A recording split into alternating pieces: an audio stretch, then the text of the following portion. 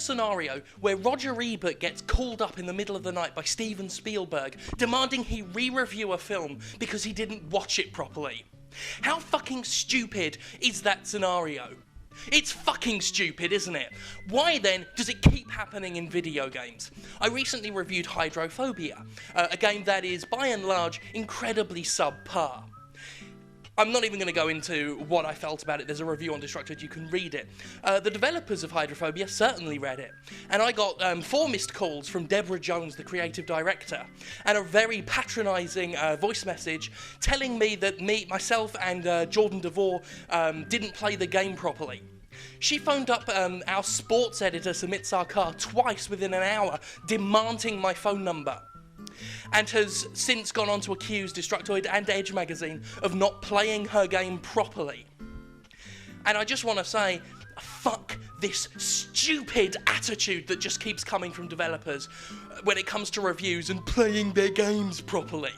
We've had this with the guys who made Lair, we've had this with Dennis Dyack over 2 Human, and I just want to say, shame on you. Shame on you developers for not only demeaning our profession, but your own profession, dragging it into this fucking era where the idea is that bullying and coercion and being over a reviewer's shoulder telling them what to do is somehow grounds for a solid personal review. It's not. If I played your game improperly, whose fault is that?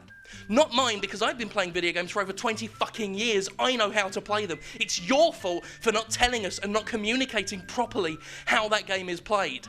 Hydrophobia has several tutorials. I followed them. And if somehow I'm playing the game wrong with the information the game itself gives me, that's on your head, not mine. And not on Edge's and not on anybody else's.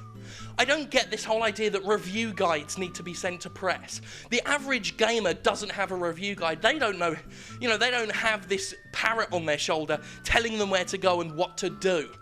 I get review guides often with my review copies and I throw them away because I don't want the developer telling me how to play a game. The average gamer on the street doesn't have that benefit, and if I somehow failed to play a game properly, chances are good that many gamers are going to fail to do the same, because you didn't tell them how to play the game within the game itself, which is, the important place where you tell someone to play a fucking game. I just think we've reached a really ridiculous stage with video game reviews, and part of the attitude where anything below a 10 out of 10 is unacceptable is being encouraged not just by idiot gamers on N4G, but idiot developers.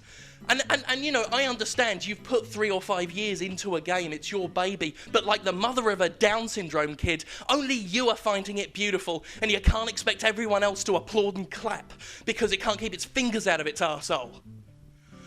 I'm just really fucking livid about the joke that certain developers are turning this industry into, because they can't handle a bit of criticism and they can't understand that sometimes your games just aren't fucking good enough.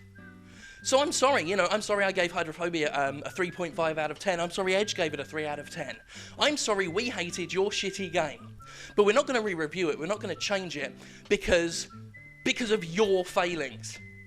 People in the film industry, the example I used earlier, they don't phone up fucking critics day and night to get them to re-review a game or re-review a film or watch the film properly. It's a fucking absurd scenario that we're in. And it just sickens me to see developers acting like spoiled brats. So for anyone who's ever phoned up a reviewer or emailed them or just complained that their game was played wrong, fucking shame on you. For fucking shame.